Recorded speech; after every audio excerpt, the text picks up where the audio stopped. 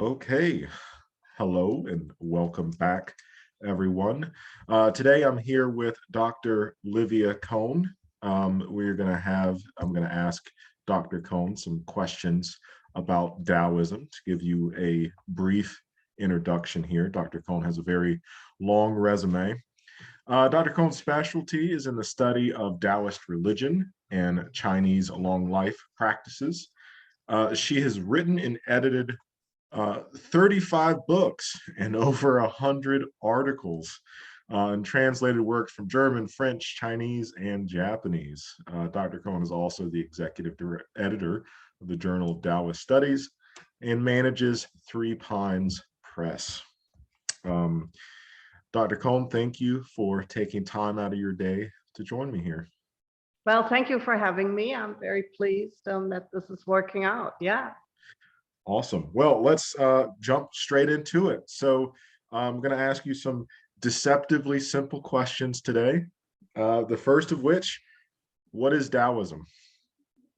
Well, Daoism is what they call the indigenous higher religion of China. And higher in this case means as opposed to folk religion, which is more shamanistic and has to do with more basic rituals and protection and exorcism.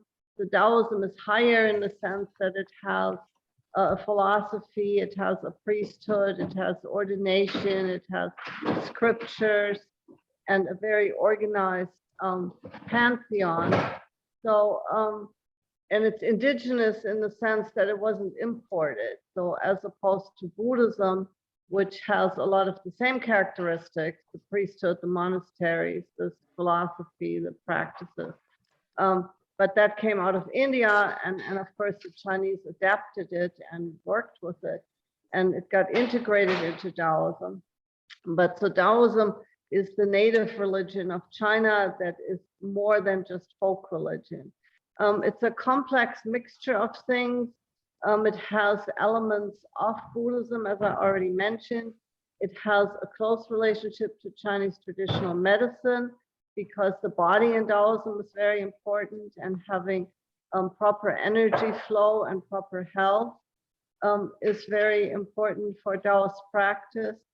And so it also has relations with Confucianism, where it adopts some of the virtues and the social rules and the ethical part. And it also has a vibrant relationship to folk religion, some of whose functions it also fulfills. So it's a mixture of things, and it's a complex conglomerate of philosophy, religion, physical practices, longevity, rituals, all kinds of things. And the one single characteristic that it sets Taoism apart from all these other things, and which to me is sort of the measurement stick for is it Taoist or is it not, is that in Taoism, the key is always the relation to the universe. So it's not, if you're doing things to the body, that's fine, but your goal is to relate to the greater universe. If you're having, social rules and ethical guidelines, then yes, you're also behaving morally in the society, but that's not the ultimate goal. The ultimate goal is to relate properly to the universe.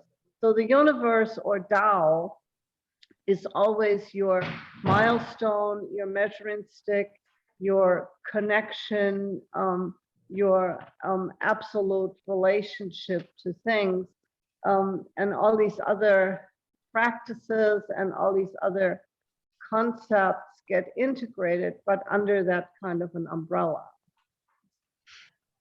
All right. If you could, so a lot of times when I talk about Taoism, and this is probably just a reflection of my shortcomings in terms of my knowledge base, right? But I usually talk about Taoism either in like a intro to philosophy type setting, or even like a world history type setting. And I think a lot of the what you called the indigenous aspects of it, or in religious studies, what's sometimes called like primal religions. I think a lot of that gets lost. Can you speak a little bit more to sort of the ritualistic practices of Taoism, or maybe the quote unquote like religious elements of Taoism? Yes, the understanding is that Tao, which is a philosophical concept, is also a highly spiritual concept, and it creates and sustains the universe. And in the Taoist religion, it is personified as a deity called the highest Lord Lao, who is a deified version, development of the philosopher Lao Tzu, who's associated with the Tao Te Ching. And the text that you are probably most, and many people are most familiar with when they hear about Taoism. So in the religion, this figure becomes a god, and he is a creator figure. He's also a savior figure. He incarnates every so often and comes up into the world as like an advisor to rulers or as an inspiration to religious seekers. So he issues revelations, instructions, and he provides access to celestial scriptures. So the religion has a series of heavens in the other world, where this deified person and also a number of other gods, some are nature gods and some are emanations of Tao. There's representatives of yin and yang, such as the Queen Mother of the West, who is the representative of yin. So they all reside there. And then there's sacred scriptures that are also, just like the gods, emanations, developments of the pure power of Tao. And then seekers can receive access to these scriptures when they go into trance or have like an ecstatic, like a soul journey to the other world. So we have those features, and so where in the philosophy there's Tao and then there's the people, in the religion there's Tao and then there's the gods and the scriptures and then they're the people. So the relation to Tao is mediated by these divine figures and divine entities, and they give instructions on how best to access this pure level of Tao.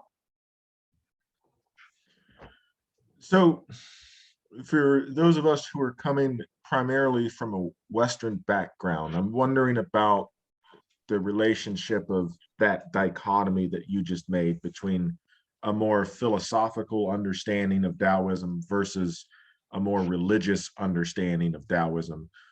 Are these two things seen kind of in harmony with each other, or like people who study philosophical Taoism over here and people who study religious Taoism over here? No, they're definitely seen very much as functioning together, and people who are involved in the religious practices often also chant the Tao Te Ching and observe its ideas, and there's quite a few religious precepts, moral precepts that are directly based on the Tao Te Ching. A lot of the ethical system is based on the philosophy. So the religious practitioners are very much in line with the philosophical dimension.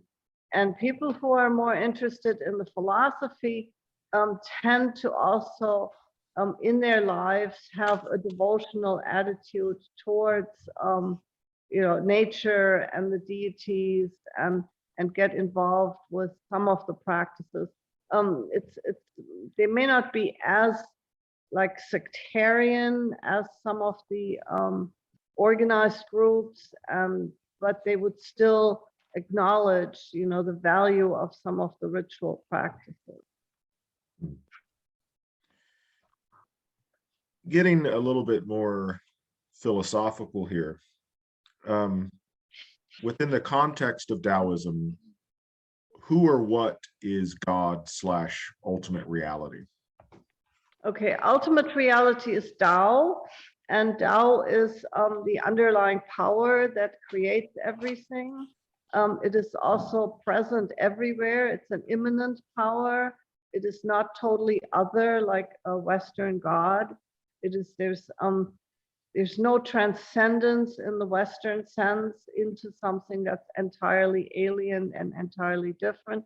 Tao is the world and manifests in the world and continues to create the world. And then you have, like I already said, certain figures who are very close to Tao, such as Lord Lao, who is a representative, or certain deities that represent certain aspects of Tao. Then there are celestial figures called immortals, who are human beings that have refined themselves to a very high level, and they become one with Tao and connect to Tao. So, and those are all divine entities that are present in Tao and are closely related to Tao and represent Tao. So and I'm going to make a comparison to Hinduism here real quick, and maybe that's off base, and feel free to let me know if it's off base. But is it similar to the concept of Brahma in Hinduism, that Brahma is kind of the underlying substance of reality, and individual deities are kind of manifestations or representations of Brahma? Is it a similar concept here with the Tao, or is it different? I would say it is structurally very similar. So you have one central entity of force, and then you have emanations, manifestations, aspects of that entity. So the answer in that way is very similar. However, in the Indian system, there's something, and you used the word substance. In the Indian system, the Brahman and also the individual person's soul, Atman, are firm, unchangeable, permanent, solid, strong substances. And so the gods change and the gods emanate, and there's, world ages, things come and go, but there is this underlying solidity. In the Chinese system, there is no such solidity. It's all dynamic. And so Tao is a continuous flowing energy. It's like an electricity. It's like a running water, which is the image that the Taoists themselves use. It's a constantly flowing, changing thing. And so there's some of these, the difference is in the subtlety, the quality of the energy flow. So it's just like you can have, when you have power lines that go across the countryside, those are high voltage power lines. The thing that comes into your house that you plug your toaster or your lamp in are just 110 volts. So they're different levels of current, but they continue to flow, and there's no permanent substance there. It's not like, okay, here's electricity and I'm going to grab it and I'm going to hold on to it and this is it and it's stable and it never changes. It's just not like that. So electricity is actually a very good comparison, a very good image metaphor for what we're talking about. Yeah, I like that analogy. I think that helps me anyway. So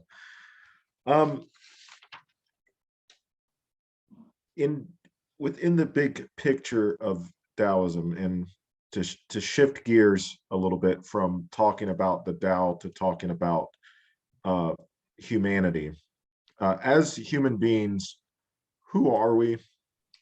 Is there some sort of purpose / meaning to our lives? Is there a goal that we're supposed to be striving after as people? Yes, human beings are part of Tao. Like everything consists, like the electricity image we just had, they talk about vital energy, which is chi, vital cosmic energy. So human beings, like everything else, consist essentially of chi. And this chi comes like electricity in different vibratory frequencies, in different levels of intensity. And your purpose as a human being is to, there are two different purposes. One is to realize your potential, your heaven-given potential, the qualities of Qi that Tao essentially uses humanity to express itself fully. So you're an expression of Tao, and the kind of qualities that you've received from birth and in your social setting. So they make the distinction of innate qualities, things that you're born with, like, you know, certain people are very musical, or certain people are very artistic, or certain people have, you know, a good head for mathematics, things like that. Those are things that you're born with, your genetic essentially makeup, which is internal. And then they talk about the external factors that either allow or make it difficult to express those particular qualities. So if you know a story of a person who's very musical, who was born into a family that had absolutely no musical sense, or vice versa, has a harder time to nurture his particular talent than if the person is musical and the family is musical. So it depends on your social situation, your family, the country you live in, the age you're born in, what kind of opportunities you have. But your job in life is to identify your particular unique expression of Tao. You're a unique aspect of this cosmic power, and you're 100% unique, and you're also 100% part of Tao. So there's oneness there, unity with Tao, because you're totally carried and identical with Tao. But that does not mean you're blurred into Tao. You have this individuality, that you're this very particular aspect of Tao. And so if you look around in nature, Daoism is very nature oriented, and a lot of the, especially the ancient text Zhuangzi talks a lot about nature and observing nature. You see certain birds that have certain colors and that like to eat certain things and that build their nests in certain ways, and that's their particular expression of Tao. And another bird doesn't do that, and that's fine.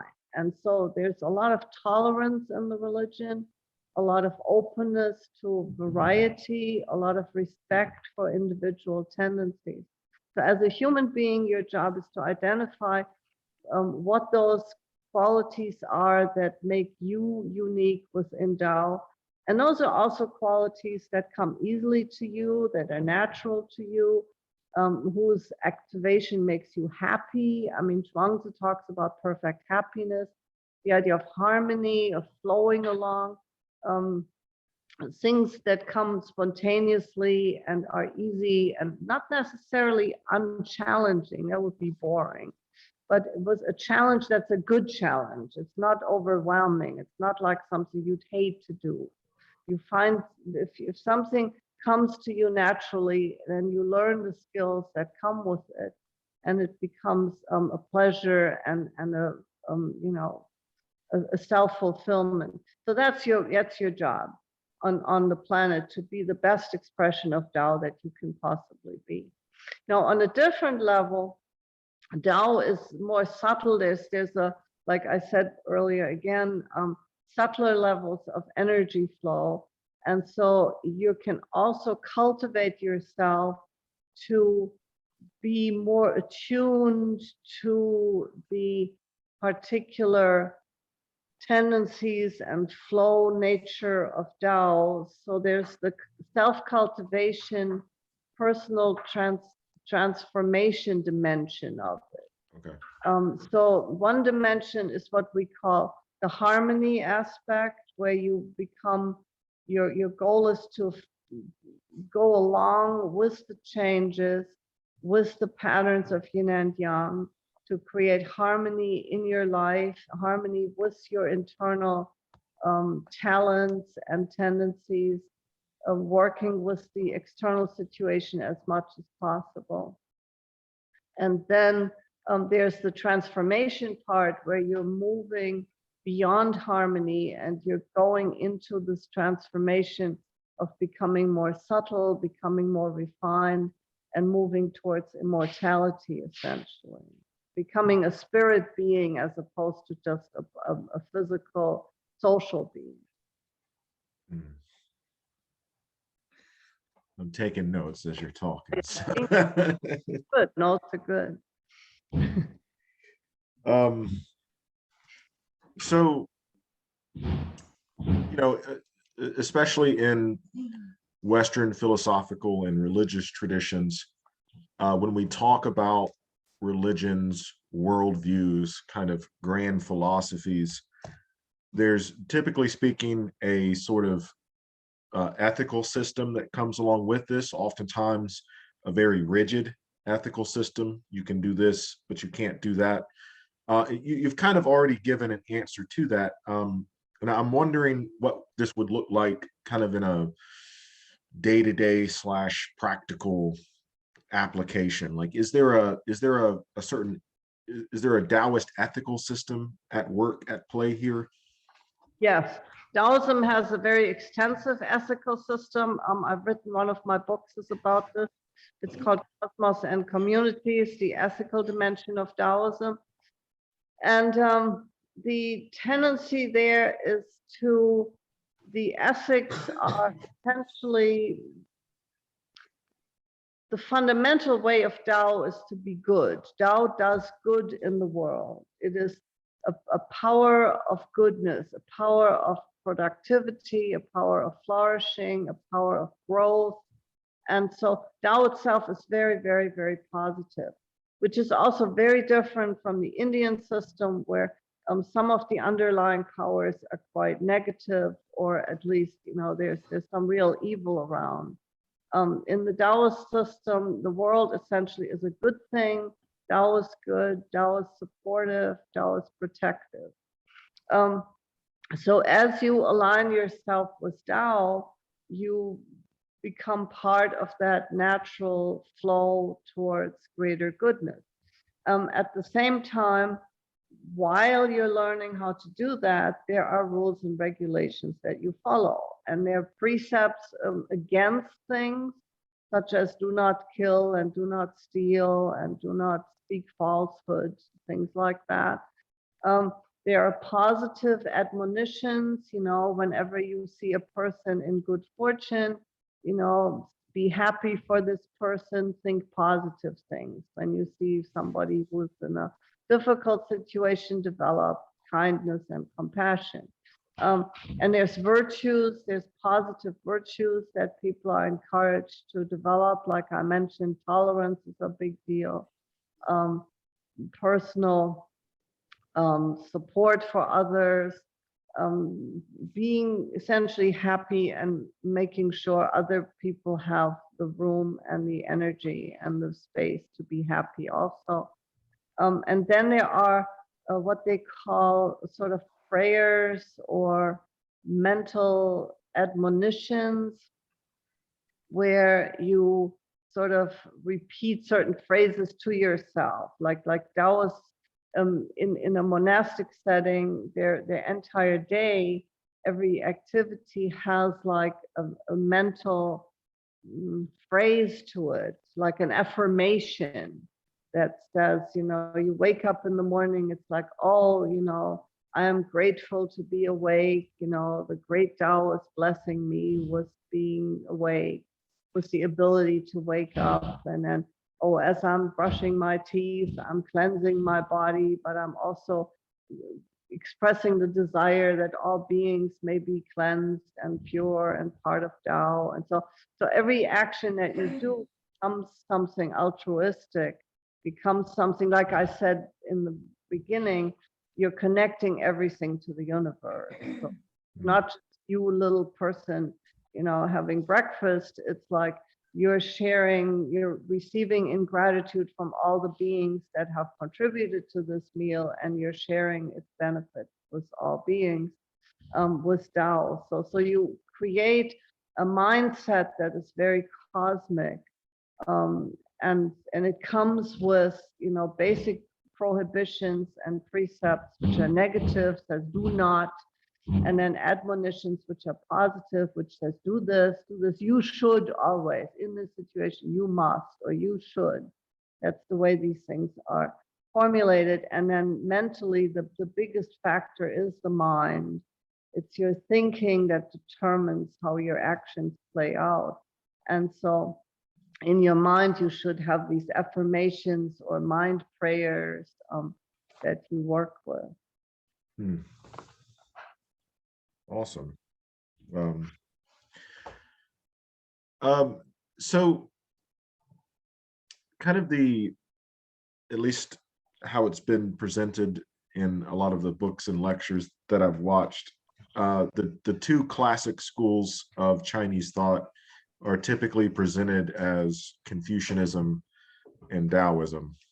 And how I've heard it put, and feel free to correct me on this, is that they're not viewed as opposing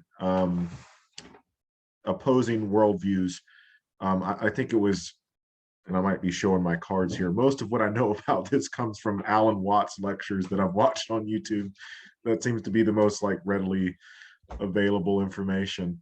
And he kind of presents Confucianism and Taoism as kind of two sides to the same coin, although different approaches. So I was wondering if you can speak about a little bit about the relationship between Confucianism and Taoism, if you see them as related, and kind of how that works. Well, it's like I said before, the Confucian program is the key in the Confucian program is society. Their main goal is to have social harmony, social interaction. So it's all about relationship, you know, how you relate to your father. Oh, if you're becoming a father, how you relate to your son. If you're at work, how you relate to your boss. And if you're like a supervisor, how you relate to the people who work for you. How you relate to strangers, how you relate to religious people, how you relate to politicians. And they have like a bazillion different rules, and you have a lot of detail, a very hierarchical, very well organized society. There's specific language issues, like how you address all these different things, different dimensions, and you know how you address this. And you know the Chinese families are extensive, and Chinese kinship terms, there's huge numbers of kinship terms, and how exactly do you address, you know, this cousin, you know, 7 times removed who happens to be 2 minutes older than you. Those are the kinds of things that Confucians are really good at. And their goal is to create a functioning society so that in every situation, and I've seen this in action when I lived over in Asia, when two people meet, like, you know, like I had my professor over at my house, and then this other person who was like a renowned artist, and they were sort of not quite almost the same age, but then they sort of, it was like dogs sniffing around each other, finding out how old are you, how long have you lived here, would you know so and so, and what is your social status? And then it took like 5 minutes of question and answer, and then they figured out who was the senior, and then they knew how to behave, you know. I mean, it's really like, really, what's your problem? but for them, that's the way it works, and so you're in this hierarchy, and you're in this relationship, and you know what you're doing. And so the Taoists play with that. I mean, they're part of that society, and so they have to obey these rules, and they do to a certain degree, but they don't take it quite as seriously. And their main concern is the universe, like I said. And so, you know, yes, you behave in the social setting, but then you also take your time off from the social setting to have your cultivation, or you take time off to go and have rituals, or you know, interact with the world on a different level. So I don't know if I would call it two sides of the same coin, but I would definitely say that the two are extremely compatible. Most people have absolutely no problem working with one or the other. The issues come in like everywhere when you get extremism of some sort. So people are extremely into this Confucian stuff. So it's like, oh, no, you can never, ever take time off to sit by yourself and cultivate. No, you can't do that. you always must be in the social situation. And then that's, of course, awkward. And then, or if people are but there is no such thing as Taoist fundamentalism, obviously. And there's also no real extreme Taoism. So they're always flexible and open. And, the classic example is that Taoists in their monasteries are vegetarians, but when they go out and live, move around the society, they eat whatever is available. Unlike Buddhists who get very rigid about that and say, hey, you know what, I can't eat here. This is somebody has killed an animal and, I can't do that. So Taoists tend to be very flexible and very laid back in a lot of ways. And like I said, they observe all those social rules because that's the society they've lived in historically. But then they also sort of tongue in cheek and say, okay, you know what, let's just go and have a drink, forget it. So we've touched upon the Tao, the ultimate reality, God. We've talked about what our purpose as humans is, our relationship with nature. Are there any other major areas of Taoist thought that you would like to explain, or that you would typically point out to somebody that's just kind of getting introduced to this topic? Yes, the number one thing that people need to be aware of when they talk about Taoism is the body. Unlike many other religions where the body is either ignored or seen as an obstacle, as the seat of, passions and desires that cause all kinds of problems, the Taoist perspective is that the human body is, like everything else, a manifestation of Tao. It is meant to function perfectly. You're supposed to be healthy. You're supposed to live long. You're supposed to have functioning senses. You're supposed to have a good relationship to your physical being. And they support that. And so one of the areas that, as you mentioned, I specialize in is the longevity practices. And longevity practices are techniques of body and mind that come originally out of the medical tradition. And in the medical tradition, they serve as preventative measures and also as healing techniques. So when somebody has an ailment, it's sort of like rehab.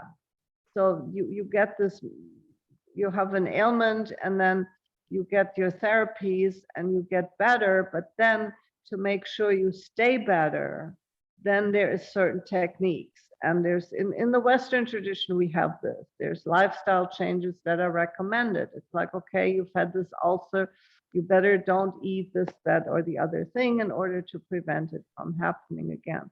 And also to get fully better. So it's an improvement of health and also a prevention of disease. Now, what happens is that these techniques are very good and they come in a lot of variety and they're very practical. And so people who start with these techniques, let's say you have some kind of an ailment like this ulcer or some kind of bodily joint problem or something, and you get better and then you learn these techniques, say, oh my God, I'm really feeling great, and so I keep doing these practices because they feel good. And or you change your diet permanently because, hey, I feel so much better. And then your health continuously improves. And from there, you then in the Taoist tradition move on into more spiritual dimensions and connect with Tao. And so the basic longevity techniques involve diet things. There's physical exercises, which are called Dao Yin in Chinese, which I call healing exercises. There is breathing practices, very important to breathe deeply. There are meditations where you mentally guide the qi, connecting to qi. There's also organizational things such as feng shui, so you make sure that your house is in a good position, and your furniture supports the flow of energy in a positive way. So there's a whole variety of things that come into it, and there's a certain amount of social hygiene. You want interaction with people, but not too much. There are sexual practices, sexual energy being one of the key factors that keeps the body healthy. There's emotional concerns. You want to have some emotional interaction with people, but you don't want big, violent, negative emotions to run your life. Then there's the ethical part that we already mentioned. So it's a whole lifestyle modification. The key factor always being moderation and matching your activities to what you can do and your natural ability and situation in life. So the body is very, very important, and that's something that is quite unique in the Taoist tradition. Yeah. You saying all that made me think of this. Non-academically, I'm very interested in, and I've been doing martial arts for most of my life in some way, shape, or form. Western martial arts, which are primarily focused on exercise and physical health and stuff like that. But when you encounter the Chinese traditions, it seems to be more holistic, I guess is the right word for that. So is what you're saying, can that be summarized in practices such as, and I'm going to pronounce these names wrong, like Tai Chi, there's something Gong as well. Is that kind of what these are supposed to embody? Tai Chi, and also you're thinking of Qigong, Qigong, yeah. are one aspect of this whole big picture. And so Tai Chi is a martial art originally that's now also used for health and meditation purposes. Qigong is a health practice to start with that has morphed into something more spiritual and meditative. Yes, I mean, people who would like to get started in this Taoist kind of way of improving health could start with Tai Chi or Qigong. That's a very common place to start. And people who have certain physical issues often find that the practice really helps. It's some areas where Western medicine and even regular rehab and physical therapy don't quite work all that well anymore. You start with this kind of stuff and it helps. And there's a mental meditative kind of component to it. Tai Chi especially, and there's a lot of literature out there on what kind of ailments, what kind of practices have been beneficial and are definitely shown inevitably to have benefits.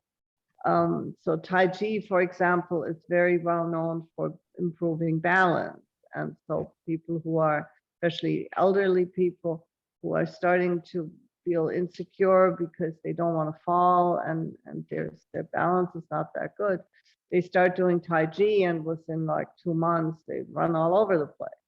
So it's like, whoa. So you do have those practices are definitely one of the aspects that, yeah. And speaking of bodily practices in this regard, what are some other traditions, practices that somebody who's interested in Taoism could get into? Well, I would, like I said, you if you're interested in Daoism, you go online, and whatever your location is, you just go to maps and you Google Qigong or Tai Chi, and that's where you start. And that usually gets you to something, to some practitioner, and then they will move you on to something else. And I get these questions a fair amount. It's like, oh, I really want to do Tao stuff, oh, how can I go to like a monastery in China, and or can I do, some whatever? And it's like, yeah, you can, but you know, in the Daoist tradition, the basic saying is when the student is ready, the teacher will appear. And so you essentially, if you're ready, wherever it is you are, some person there will be doing some kind of practice. And in some places, if you have a Chinatown not too far away from your location, you just go in the parks in the morning and there they are practicing, you know, Tai Chi Chuan and Tai Chi sword and Tai Chi this and that, and different kinds of Qigong practices and standing meditations. And then they also often have Daoist centers, depending on, again, your location. There now are quite a few places where people are actively building temples, and where you can go for retreat and hang out and learn with masters. So there's quite a bit of resource. There are quite a few resources out there, but the basic recommendation is always start with where you are. And, you know, eventually, if your path takes you to a monastery in China, then that's fine too, you know.